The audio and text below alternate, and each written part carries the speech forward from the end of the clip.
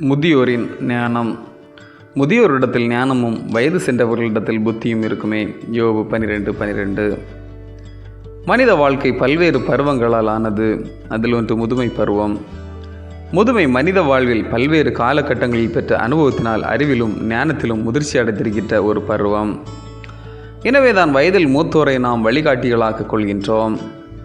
இதை அடிப்படையாக வைத்துதான் யோபு 12:12 முதியோரிடத்தில் ஞானமும் வயது சென்றவர்களிடத்தில் புத்தியும் இருக்குமே என்று சொல்லப்பட்டுள்ளது. தத்துவியலாளர் பிளாட்டோ முழுமையான ஞானம் என்பதை 4 பகுதிகளாக பிரிக்கின்றார். முதலாவதாக எதையும் நேர்த்தியாக செய்ய வேண்டும் என எண்ணுவது. இரண்டாவதாக அந்தரங்கத்திலும் பொதுவெளியிலும் அறச்செயல்களை மட்டும் செய்வது. மூன்றாவதாக ஆபத்தில் அஞ்சாது அதை எதிர்கொள்வது. நான்காவதாக ஆசைகளை கட்டுப்படுத்தி வாழ்வது. வாழ்வின் சவால்கள் மனிதனுக்கு அனுபவ படிப்பினைகளை தருகின்றது. இத்தகைய அனுபவங்களை பெற்ற முதியோரிடம் ஞானமும் புத்தியும் இருக்கும்.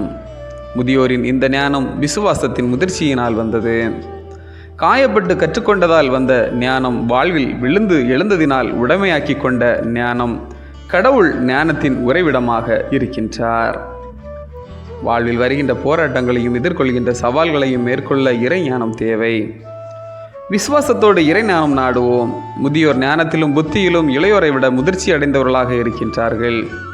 எனவே அவர்களின் ஆலோசனைகளுக்கு கற்பித்தல்களுக்கும் நாம் செவிகொடுத்து வாழ அழைக்கப்படுகின்றோம். ஜெபம்.